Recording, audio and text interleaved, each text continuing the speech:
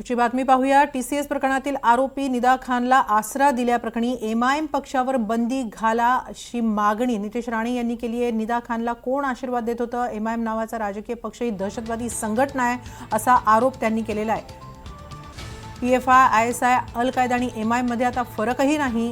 हे लोक देखील जिहाद पसरवतायत असा गंभीर आरोप नितेश राणे यांनी केलेला आहे। हा राजकीय पक्ष विधायक आणि सामाजिक कामं करण्यासाठी आहे की जिहाद पसरवण्यासाठी आहे असा सवाल त्यांनी केला आहे। पीएफआयला जशी बंदी घातली तशीच एमआयएमला देखील बंदी घालावी, इम्तियाज जलील यांना अटक करावी अशा मागण्याही नितेश राणे यांनी केलेल्या आहेत। खानने कॉर्पोरेट जिहादच्या नावाने आपल्या या हिंदू राष्ट्राला इस्लाम राष्ट्र बनवण्यासाठी मनसुबे आखलेले, आमच्या असंख्य हिंदू माता भगिनींना तर धर्मांतर करण्यासाठी तिने पुढाकार घेतलेला, ती नेतृत्व करत होती। अशा निदा खानला अटक एमआयएमच्या कॉर्पोरेटरच्या घरी केलेला आहे।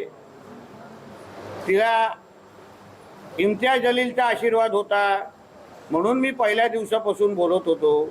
आम्ही नेहमी हा विषय मांडतो की ही एमआयएम नावाच्या हा जी काही राजकीय पक्ष आहे ती एक दहशतवादी संघटना आहे।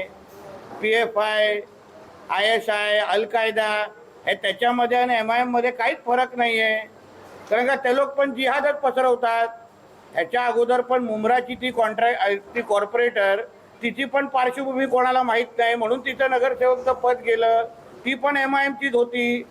आता हे पण एमआयएमच्याच लोक ह्या जिहाद पसरवणाऱ्या लोकांना आशीर्वाद देत आहे।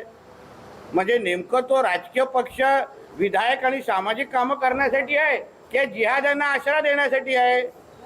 म्हणून जसं पीएफआयला आपल्या भारतामध्ये बॅन करून टाकलेलं आहे तसं लवकर या एमआयएम नावाच्या दहशतवादी संघटना जी आहे ज्या माध्यमातून फक्त जिहाद केला जातो त्यांनाही लवकरात लवकर त्यांच्यावर बंदी टाकली पाहिजे आणि ज्या इम्तियाज जलीलला पण अटक केली पाहिजे, त्या कॉर्पोरेटरला पण अटक, नगरसेवकाला पण अटक केली पाहिजे।